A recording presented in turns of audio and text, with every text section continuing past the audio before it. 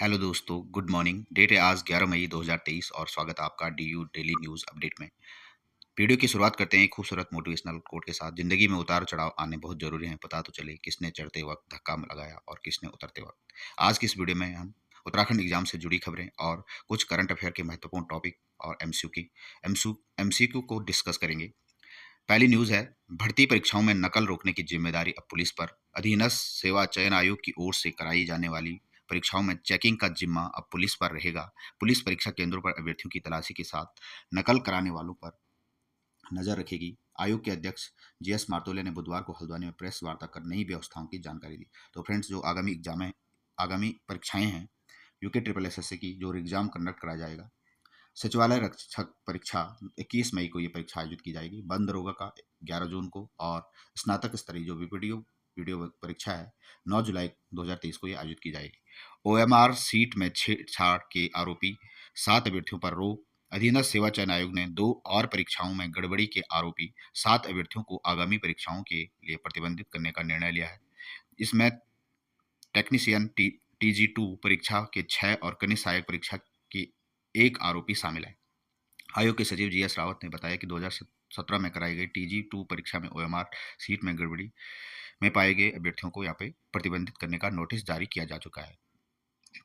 Next update है, paper leak होने के बाद पहली परीक्षा कराने को आयोग तैयार। 21 मई को 4 जिलों के 62 केंद्रों पर परीक्षा होनी है। सचिवालय रक्षक परीक्षा, स्नातक स्तरीय सहित विभिन्न परीक्षाओं में पेपर लीक के बाद अब उत्तराखंड अधीनस्थ सेवा चयन आयोग नए सिरे से भर्ती परीक्षाओं के लिए तैयार हो चुका है। इस क्रम में पहली परीक्षा 21 मई को सचिवालय रक्षक संवर्ग रक्षक भर्ती की होगी, जिसके लिए 4 जिलों में 62 केंद्र बनाए गए हैं। 1.5 माह में 1213 पदों के जारी किए गए परिणाम। अधीनस्थ सेवा चयन आयोग के अध्यक्ष जीएस माथुर ने बताया कि पिछले 1.5 माह में आयोग ने कनिष्ठ सहायक, कर्मशाला अनुदेशक, मत्स्य निरीक्षक की लिखित परीक्षाओं का परिणाम जारी कर अभिलेख सत्यापन की कार्रवाई पूरी की है। इस तरह आयोग ने 1213 पदों पर परिणाम जारी किया है। और कल मुख्य आरक्षी दूरसंचार विभाग पुलिस का रिजल्ट भी जारी हो चुका है। फिजिकल के लिए शॉर्टलिस्ट कैंडिडेट शॉर्टलिस्ट किए जा चुके हैं। 2 माह में होंगी 3 परीक्षाएं। पेपर लीक की वजह से रद्द होने के बाद आयोग आगामी 2 माह में 3 परीक्षाओं को दोबारा कराएगा। इसके तहत 21 मई को सचिवालय रक्षक, 11 जून को बंद दरोगा और 9 जुलाई को स्नातक स्तरीय परीक्षाएं आयोजित कराई जाएंगी। नेक्स्ट अपडेट है, विधानसभा की भर्ती को एजेंसी के चयन में भी धांधली। विधानसभा में पिछले साल 32 पदों के लिए आयोजित हुई भर्ती परीक्षा को कराने वाली एजेंसी के चयन में गड़बड़ी हुई है। विधानसभा अध्यक्ष की ओर से इस मामले में जांच में और सच्चाई आई है। भाजपा की पिछली सरकार में विधानसभा में 32 पदों पर भर्ती को मंजूरी मिली थी। विधानसभा सचिवालय की ओर से इस परीक्षा को कराने के लिए एक एजेंसी का चयन किया गया था। 8,000 से अधिक युवाओं ने इस परीक्षा में भाग लिया, लेकिन रिजल्ट आने से पहले ही इसको रद्द करना पड़ा। विधानसभा में बैकडोर भर्ती का खुलासा सुर्खियों में आने के बाद गठित की गई नई कोटिया समिति की रिपोर्ट में इस भर्ती को लेकर सवाल उठाए गए। इसे देखते विधानसभा अध्यक्ष ने परीक्षा को रद्द करते हुए तत्कालीन सचिव मुकेश सिंघल को निलंबित कर दिया था। 32 पदों के लिए आयोजित की गई थी भर्ती और 8,000 से अधिक कैंडिडेट इसमें शामिल हुए थे। ओएमआर में छेड़छाड़ पर 7 और आरोपियों को नोटिस। अधीनस्थ सेवा चयन आयोग ने मांगा जवाब और परीक्षाओं के लिए किए जाएंगे डिबार। 21 मई से पहले सभी अभ्यर्थी होंगे डिबार। आयोग के सचिव जीएस मार्तोले ने बताया कि अब कुल 191 अभ्यर्थियों को कारण बताओ नोटिस जारी हो चुके हैं। उन्होंने बताया कि 21 मई को होने जा रही सचिवालय रक्षक भर्ती परीक्षा से पूर्व इन सभी परीक्षाओं से डिबार कर दिया जाएगा। आगामी किसी भी भर्ती में ये अभ्यर्थी सम्मिलित नहीं हो पाएंगे। नेक्स्ट अपडेट है, उत्तराखंड में घूस लेते पकड़ा हर चौथा आरोपी अफसर। विजिलेंस के आंकड़ों से हुआ खुलासा, अब तक राज्य में 63 अफसर रिश्वतखोरी में पकड़े गए हैं। जिन अफसरों पर सरकारी दफ्तरों में रिश्वतखोरी की नकेल कसने की जिम्मेदारी, वहीं खुद घूस लेने जैसे अपराध में शरीक हो रहे हैं। राज्य बनने से अब तक घूसखोरी के जो मामले पकड़े गए उनमें हर चौथा आरोपी अफसर है, जिसकी पुष्टि विजिलेंस के आंकड़े कर रहे हैं। राज्य बनने के बाद विजिलेंस ने अब तक 261 अधिकारी और कर्मचारी रिश्वत लेते पकड़े, जिसमें 198 कर्मचारी और 63 अधिकारी जिन्हें राजपत्रित यानी ग्रेड ए का दर्जा है। यह कुल मामलों की के करीब 25% है। इससे यह बात की पुष्टि होती है रिश्वत लेने में सरकारी दफ्तर के कर्मचारी नहीं, अधिकारी भी सम्मिलित हैं। नेक्स्ट करंट अफेयर से जुड़ी खबर है, दूरबीन से प्रदूषण मुक्त आकाश में निहारेंगे तारे। लोहाघाट के एबट माउंटेन में खगोलीय पर्यटन स्थल बनेगा। तो एबट माउंटेन जो लोहाघाट में है, यहाँ पे खगोलीय पर्यटन स्थल बनेगा और लद्दाख की तर्ज पर बनेगी नाइट स्काई सेंचुरी। लोहाघाट के एबट माउंटेन में लद्दाख की तर्ज पर खगोलीय पर्यटन स्थल विकसित होगा। इस नाइट स्काई सेंचुरी में पर्यटक दूरबीन की मदद से प्रदूषण मुक्त आकाश में सौर मंडल को निहारने के साथ साथ अन्य खगोलीय घटनाओं के साथ भी साक्षी भी बनेंगे। इसकी संभावनाओं को तलाशने के लिए पर्यटन विभाग ने 16 मई को देश भर के astro landscape, solar observation, stargazing, deep sky observation के विशेषज्ञों को आमंत्रित कर रहा है। इस 3 दिवसीय कार्यक्रम को एस्ट्रोवीर सम्मेलन नाम दिया गया। तो फ्रेंड्स, ये एस्ट्रोवीर सम्मेलन जो चंपावत लोहाघाट में होगा, 3 दिवसीय कार्यक्रम, और जिसमें विशेषज्ञ आमंत्रित किए जाएंगे। उच्च पर्वतीय क्षेत्र में होने की वजह से एबट माउंटेन में रात के अंधेरे में आकाशगंगा समेत अन्य खगोलीय गतिविधियों का अध्ययन करना तथा देखना बेहद रोमांचक हो सकता है। इसके अलावा वहां रात के वक्त प्रदूषण मुक्त आकाश और जबकि अन्य पर्यटन स्थलों में बादल सहित रातों को भी अत्यधिक अप्राकृतिक रोशनी से आसमान साफ नहीं रहता है। यही वजह है कि लद्दाख के चांगथांग स्थित अभयारण्य हमले के बाद यहाँ खगोलीय पर्यटन विकसित करने की तैयारी हो रही है, और इसके लिए 3 दिन तक देश के खगोल विशेषज्ञों के अलावा फोटोग्राफी के माहिर भी यहाँ मौजूद रहेंगे। आयोजन की जिम्मेदारी पर्यटन विभाग ने निकांत कंपनी को दी है। निकांत कंपनी द्वारा ये आयोजन किया जाएगा। निकॉन कंपनी द्वारा ये आयोजन किया जाएगा। और लद्दाख के चांगथांग स्थित अभयारण्य हमले के बाद यहाँ खगोलीय पर्यटन विकसित करने की तैयारी की जा रही है। इससे पहले लद्दाख में था और अब ये लोहाघाट के एबट माउंटेन में खुलेगा ये खगोलीय पर्यटन स्थल। फोटोग्राफर भी होंगे आमंत्रित। ये थी करंट अफेयर की अपडेट। नेक्स्ट है, ओम पर्वत से लगे क्षेत्र में पहली बार स्नो स्कीइंग। पिथौरागढ़ में धारचूला से आगे ब्यास घाटी स्थित तीर्थ स्थल ओम पर्वत में भी श्रद्धालु अब स्नो स्कीइंग का आनंद उठा सकेंगे। पद्मश्री मोहन सिंह गुंजाल ने अपनी पुत्री मेनका गुंजाल के साथ ओम पर्वत से सटी पहाड़ी पर स्नो स्कीइंग की पहली दफा सफल ट्रायल किया, और इसके बाद वह उच्च हिमालयी क्षेत्रों में पर्यटन सीजन में स्नो स्कीइंग के रास्ते खुल गए हैं। साहसिक खेलों के प्रोत्साहन की दिशा में इसे अहम कदम बताया जा रहा है। 6191 मीटर की ऊंचाई समुद्र तल से स्थित है ओम पर्वत से सटी पहाड़ियों में स्नो स्कीइंग का सफल ट्रायल हुआ। तो आप पिक्चर में देख सकते हैं, ये हैं आपके मोहन सिंह गुंजाल और उनकी पुत्री मेनका गुंजाल, पर्वतारोही, स्कीइंग स्नो स्कीइंग यहाँ पे की जा रही है। नेक्स्ट अपडेट है, 1947 में बड़गाम के वीर कैप्टन सामंत नहीं रहे। 1947 में बड़गाम में बहादुरी के लिए 1950 में मिला था वीर चक्र। अक्टूबर 1947 में बड़गाम में बहादुरी के लिए वीर चक्र से नवाजे गए कैप्टन करम सिंह सामंत का सोमवार को निधन हो गया। 100 वर्ष में उन्हें अंतिम सांस लेने के बाद पंचेश्वर घाट में इनका अंतिम संस्कार किया गया। और 8 कुमाऊं पिथौरागढ़ के कमांडिंग अफसर कर्नल सिंह थापा और सूबेदार प्रकाश चंद ने लोहाघाट में उनके आवास पर उनको श्रद्धांजलि दी। तो ये थे फ्रेंड्स बड़गाम में बहादुरी के लिए जो कैप्टन थे सामंत। कैप्टन सामंत ने मैन ईटर्स बटालियन की ओर से 1947 में पाकिस्तान के साथ युद्ध में बड़गाम जम्मू कश्मीर में असाधारण वीरता का प्रदर्शन किया। 1950 में उन्हें वीर चक्र से सम्मानित किया गया। मूल रूप से लोहाघाट ब्लॉक के निडिल गांव की में पहली नवंबर 1923 में जन्मे कैप्टन सामंत नवंबर 1942 सेना में भर्ती हुए। 1970 में सेवानिवृत्त होने के बाद उन्हें समाज को जगाने की कोशिश की। नेपाल सीमा से लगे गुमदेश क्षेत्र के निडिल गांव के करम सामंत 19 साल की उम्र में 1942 में सेना में भर्ती हुए और 28 साल तक देश की सेवा की, और 1947 में बड़गाम में युद्ध में उन्होंने शौर्य चक्र का प्रदर्शन किया। उन्होंने शौर्य का प्रदर्शन किया और इन्हें वीर चक्र से नवाजा गया 1950 में। तो ये थे कैप्टन सामंत, जिनका हाल ही में निधन हो चुका है।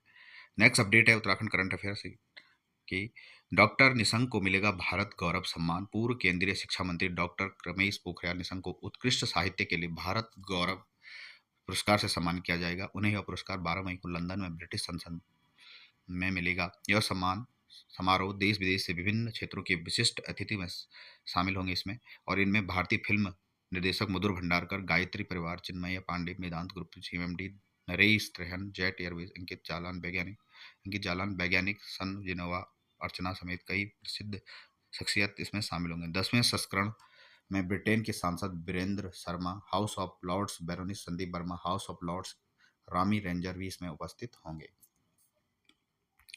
अगली अपडेट है, अकेला व्यक्ति भी गोद ले सकता है बच्चा। सुप्रीम कोर्ट ने समलैंगिक विवाह मामले की सुनवाई के दौरान बुधवार को कहा कि भारतीय कानून वैवाहिक स्थिति की परवाह किए बिना अकेले व्यक्ति को भी बच्चा गोद लेने की अनुमति देते हैं। कानून मानता है कि आदर्श परिवार के अपने जैविक संतान होने के अलावा कुछ विषम स्थितियां भी हो सकती हैं। राष्ट्रीय बाल संरक्षण आयोग ने समलैंगिक विवाह को कानूनी मान्यता देने संबंधी याचिकाओं की सुनवाई के दौरान न्यायालय की समक्ष दलील दी कि लिंग की अवधारणा परिवर्तनशील हो सकती है, लेकिन मां और मातृत्व नहीं। आयोग ने न्यायाधीश डीवाई चंद्रचूड़ की अध्यक्षता वाली 5 सदस्यीय संविधान पीठ को बताया कि यह कई फैसलों में कहा गया कि बच्चे को गोद लेना मौलिक अधिकार नहीं है। आयोग की वकील अतिरिक्त सॉलिसिटर जनरल ऐश्वर्या भाटी ने पीठ से कहा कि कानूनों की संपूर्ण संरचना स्वाभाविक रूप से विषम लैंगिक व्यक्तियों से पैदा हुए बच्चों के हितों की रक्षा और कल्याण से संबंधित है। सरकार समलैंगिक और विषम लैंगिक के साथ अलग व्यवहार करने में न्याय संगत है। मुख्य न्यायाधीश को सुनवाई से हटाए जाने संबंधी अर्जी खारिज। सुप्रीम कोर्ट ने समलैंगिक शादी को कानूनी मान्यता दिए जाने संबंधी याचिकाओं की सुनवाई से मुख्य न्यायाधीश डीवाई चंद्रचूड़ को हटाए जाने की अर्जी को खारिज कर दिया है और मुख्य न्यायाधीश की अध्यक्षता वाली 5 सदस्यीय संविधान पीठ समलैंगिक विवाह की मान्यता संबंधी याचिकाओं पर आज 9वें दिन सुनवाई करे। तो इसमें सुनवाई चल रही सेम सेक्स मैरिज पे, और इसमें अकेला व्यक्ति भी गोद ले सकते हैं। सुप्रीम कोर्ट ने इसमें जजमेंट दिया है। नेक्स्ट अपडेट है, हरियाणा पीसीएस का जो एग्जाम होने वाला है 12 मई को, इसके लिए ऑफिशियल अनाउंसमेंट यहाँ पे हो चुका है। तो ये admit card for preliminary exams will be available for downloading commission website 12/5/2023। Admit cards are not being sent separately. तो ये एडमिट कार्ड यहाँ पे डाउनलोड कर सकते हैं। दूसरी अपडेट है 68 संयुक्त मुख्य लिखित परीक्षा जो बीपीएससी का मेन मुख्य परीक्षा हो, उसके लिए बिहार लोक सेवा आयोग द्वारा यहाँ पे निर्देश जारी किए गए हैं। अब बात करते हैं कुछ स्टैटिक जीएस के टॉपिक। आज का जो टॉपिक है ancestry, national commission for scheduled tribe, राष्ट्रीय अनुसूचित जाति आयोग के संबंध में हम बात करेंगे। और जो राष्ट्रीय अनुसूचित जाति आयोग, इसकी स्थापना 9 फरवरी 2004 को हुई है, 19 फरवरी 2004 को हुई है, bye amending the article 338 and inserting the new article 338A। यह कमीशन भारतीय संविधान के अनुच्छेद 338 में संशोधन करके एक नए अनुच्छेद को इसमें इंसर्ट कर दिया गया और 338A में शेड्यूल्ड ट्राइब अनुसूचित जनजाति का उल्लेख किया गया है और इसको संवैधानिक दर्जा दिया गया बाय 1989 कॉन्स्टिट्यूशनल अमेंडमेंट एक्ट, जो 90वां संविधान संशोधन 2003 में आया था। उसके तहत आर्टिकल 238A के तहत भारतीय संविधान में ancestry act, national commission for scheduled tribes act लाया गया। इसके लिए कमीशन बनाने के लिए इसको एक संवैधानिक निकाय का दर्जा दिया गया और यह एक संवैधानिक बॉडी है। It is function under the jurisdiction of the ministry of social justice empowerment. ये बॉडी जो ये कमीशन है, ये ministry of social justice empowerment के अंडर कार्य करती है और इसका जो मुख्य उद्देश्य है, provide safeguard against the exploitation of scheduled tribe. जो शेड्यूल्ड ट्राइब का एक्सप्लॉयटेशन और शोषण है, उसके विरुद्ध उनको सेफगार्ड मुहैया कराना, सुरक्षा मुहैया कराना और उनके हितों की रक्षा करना इस कमीशन का मुख्य उद्देश्य है। It aims to promote and protect their social, educational, economic and cultural interest, and special provision were made for Constitution। इस कमीशन का मुख्य जो उद्देश्य है, प्रमोट करना और प्रोटेक्ट करना सोशल, सामाजिक और उनके शैक्षणिक, इकोनॉमिक और कल्चरल इंटरेस्ट को प्रोटेक्ट करना, संरक्षित करना, ये इसका मुख्य उद्देश्य है। और एनसीएसटी का जो कंपोजिशन है, संरचना है, इसमें चेयरमैन होते हैं, वाइस चेयरमैन होते हैं और 3 अदर मेंबर्स होते हैं जो प्रेसिडेंट के द्वारा अपॉइंट होते हैं और एटलीस्ट 1 वुमेन इसमें नेसेसरी है होना। Chairman and vice chairman and members hold office of term, 3 साल के लिए चुने जाते हैं और नॉट एलिजिबल फॉर अपॉइंटमेंट, ये दोबारा नहीं इलेक्ट हो सकते हैं। मोर देन 2 टर्म्स, 2 टर्म से ज़्यादा ये इलेक्ट नहीं हो सकते। तो ये टॉपिक हमने डिस्कस किया। ये पीसीएस मुख्य परीक्षा के लिए इंपॉर्टेंट टॉपिक है। आगामी एग्जाम में जो मुख्य परीक्षा के लिए शॉर्ट नोट्स में पूछा जा सकता है। National commission for scheduled tribe के संबंध में 50 से 100 वर्ड में लिख सकते हैं। तो आज हमने ये कमीशन यहाँ पे डिस्कस किया। National commission for scheduled tribe, राष्ट्रीय अनुसूचित जनजाति आयोग, जो 19 फरवरी 2004 को अस्तित्व में आया था और आर्टिकल, इसमें हमने जो संविधान का आर्टिकल 238 को इसमें संशोधित करके आर्टिकल 238A के तहत इसकी स्थापना हुई, संविधान संशोधन 89 था, 2003 में ये आया था। नेक्स्ट जो अपडेट है एमएसएमई डेफिनेशन, जो सूक्ष्म मध्यम इंटरप्राइजेज हैं, माइक्रो स्मॉल मीडियम इंटरप्राइजेज की डेफिनेशन यहाँ पे रिवाइज हुई है, इसमें अमेंडमेंट कर दिया गया है। तो यहाँ पे बहुत ही इंपॉर्टेंट है ये आगामी एग्जाम के लिए। माइक्रो स्मॉल और मीडियम, जो माइक्रो हैं सूक्ष्म उद्योग हैं, इसमें जो investment in equipment not more than 1 crore, 1 crore इसको ये संशोधित कर दिया गया। और एनुअल टर्न, जो कंपनी जो माइक्रो उद्योग होगा उसका annual turnover not more than 5 crore से ज़्यादा नहीं होना चाहिए, ये अमेंडमेंट हुआ है। और जो स्मॉल इंडस्ट्री हैं, इंटरप्राइजेज हैं, इसमें नॉट मोर देन जो इन्वेस्टमेंट इन इक्विपमेंट में जो इन्वेस्टमेंट करेंगे ये 10 करोड़ से ज़्यादा नहीं होना चाहिए। और कंपनी उस उद्योग का एनुअल टर्नओवर ये 50 करोड़ से ज़्यादा नहीं होना चाहिए। नेक्स्ट है मीडियम इंटरप्राइजेज। मीडियम इंटरप्राइजेज में जो investment in PNM and equipment में 50 करोड़ से ज़्यादा नहीं होना चाहिए। और annual turnover not more than 250 crore. तो ये यहाँ पे रिवाइज्ड हुआ है अभी। Distinction between manufacturing and service sector eliminated, MSME definition revise हुई है। माइक्रो के लिए एनुअल टर्नओवर 5 करोड़ से ज़्यादा नहीं होना चाहिए, स्मॉल के लिए 50 करोड़ से ज़्यादा नहीं, और मीडियम के लिए 250 करोड़ से ज़्यादा। ये क्वेश्चन उत्तराखंड पीसीएस मुख्य परीक्षा में अभी पूछा गया था, तो आप इसको नोट कर लीजिएगा। नेक्स्ट अपडेट है elephant task force, ministry of environment forest द्वारा ये गठित की गई 31 अगस्त 2011 को। List notified elephant reserve in India, यहाँ पे एलिफेंट रिजर्व स्टेट और डेट ऑफ नोटिफिकेशन दिए गए हैं। टोटल कितने एलिफेंट रिजर्व हैं इंडिया में?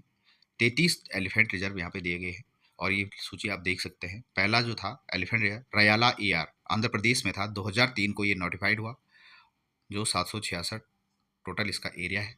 Elephant task force.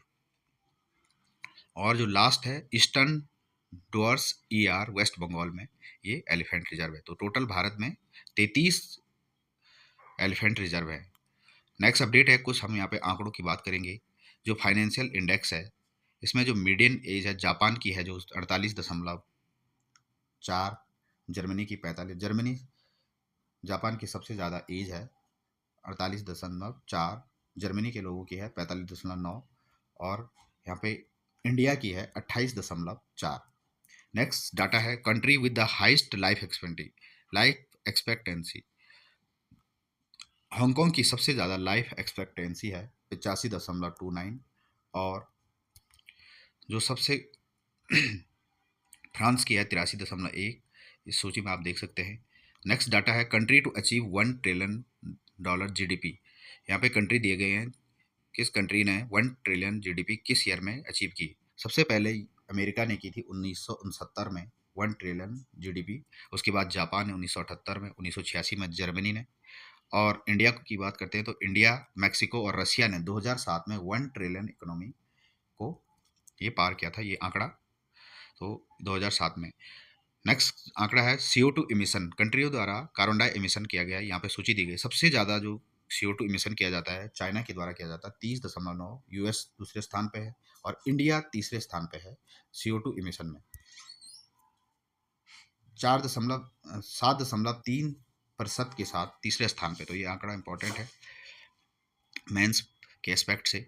Most populous country in the world, यहाँ पे सूची दी गई है सबसे ज़्यादा पॉपुलेशन किस कंट्री की है। यहाँ पे इंडिया की है 1428.6 मिलियन, इंडिया की 142.86 करोड़ इंडिया की पॉपुलेशन हो चुकी है। अभी वर्ल्ड पॉपुलेशन फंड द्वारा ये रिपोर्ट जारी की गई है, आंकड़े जारी किए गए हैं। चाइना सेकंड नंबर पर है और 142.57 करोड़ के साथ, यूएस 340 करोड़ के साथ ये तीसरे स्थान पे। सूची में देख सकते हैं पाकिस्तान 5वें स्थान पे, Brazil, Nigeria, Bangladesh, Russia, Mexico. Next है आज के क्वेश्चन है Kali tiger reserve lies in which state. Kali tiger reserve किस राज्य में स्थित है?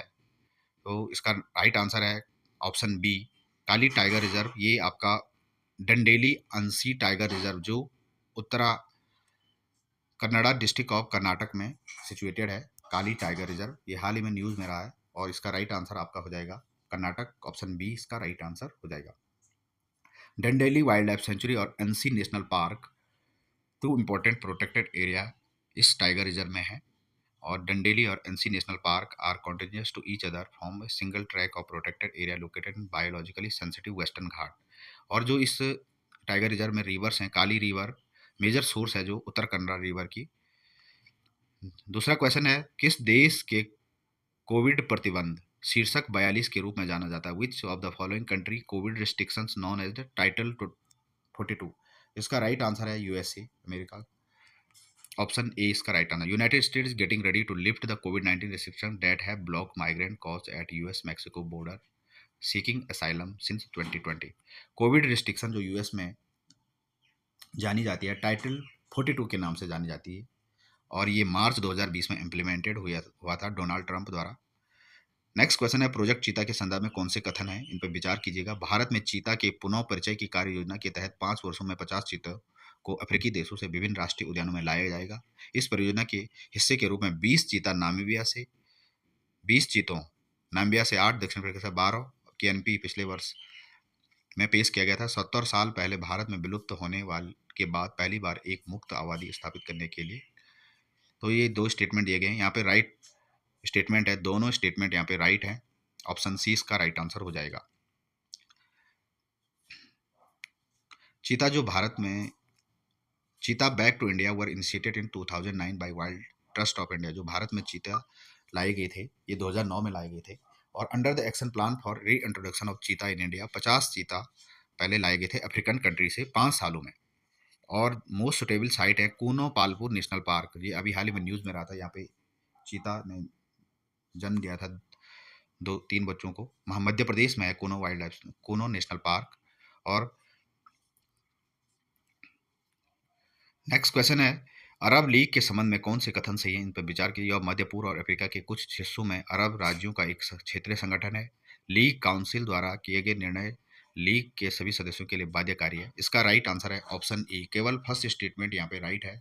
It is a regional organisation of Arab states in the Middle East and part of the Africa. तो ये अरब लीग के बारे में था।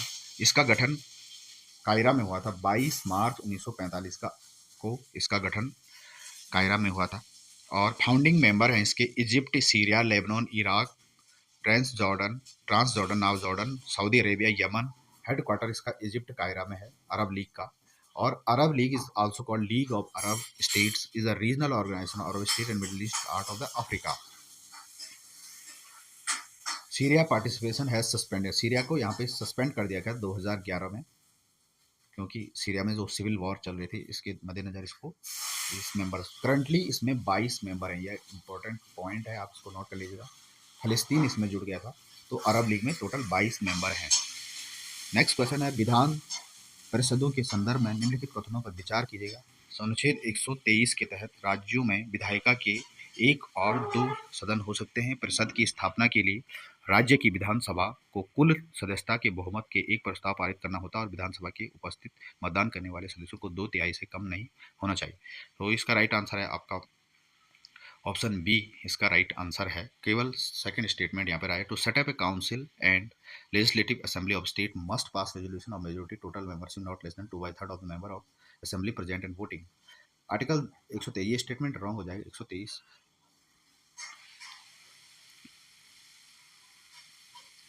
और लास्ट है जो कल होमवर्क का क्वेश्चन था, article 142 of Indian constitution, it deal with supreme court power to exercise its jurisdiction, pass and order of complete justice की अवधारणा इसमें दी गई है, इसमें है निहित है।